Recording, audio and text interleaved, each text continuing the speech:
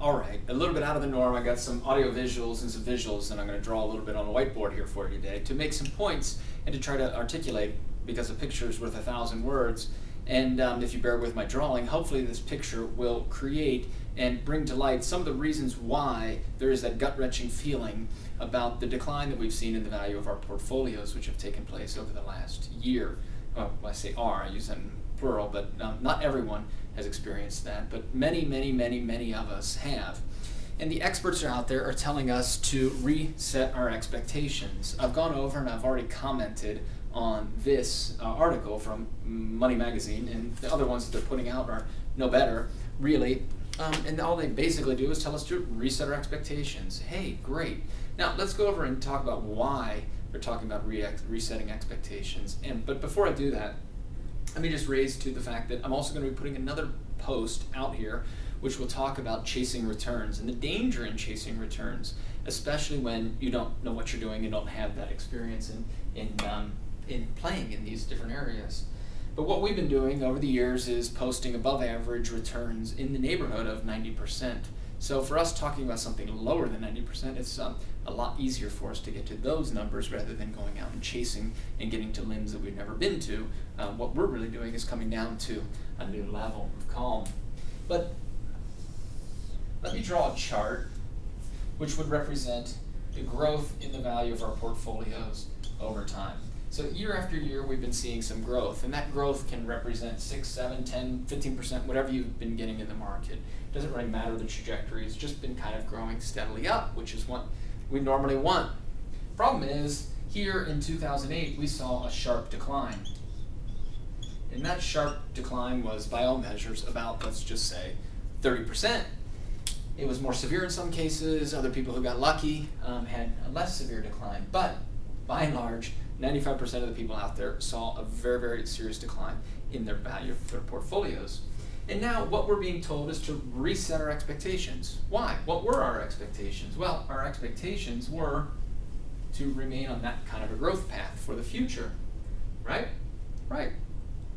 And what we want this to do is to reset our expectations, because they know it's going to take time to revive. Now, I've already drawn that, indicating and suggesting perhaps we've already seen a bottom and we're going to rebound. But the likely story, the likelihood of everything is that it's going to trickle along down in here for a while, and then we will start to rebound.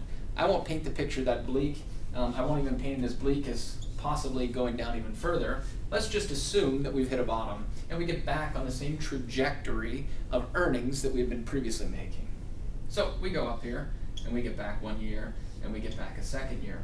Now, before we get even, let me tell you that it takes more. It doesn't take 30% to get back, it actually takes 42% to get back. Quick numbers would show that if we had 100 and we dropped down to 70, to get back up to 100 from 70 is a 42.8% increase that we need. So we need a 42% or 21% per year about to get back to even. So where you get that, most people have been content with 7-8%, and how you go back out chasing returns, like I said, is going to be dangerous.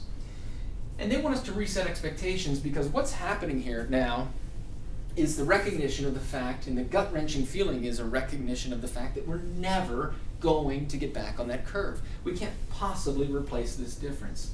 This difference is our adjusted expectations. And what they're saying here is that even if we do get back to normal returns in the market, we're always going to have this difference in the view of what our life could have been and what it is now. So, no more trips, no more retirement, a couple more years of extra work, whatever that is. But the fact of the matter is, you're never going to get that back. You will not get that back. The only real way, and what we're promoting, what we see, is to go for higher returns. But the question is, if you're already trying to wonder how you're going to just get back to even at 21% per year, granted, it's difficult to put your head around it. But what we have been doing over the past years is making 90% on our money on average for the last 10 years. And that includes the flat decade of the 2000s. You know, we had the big dip in the year 2000 with the tech bubble burst.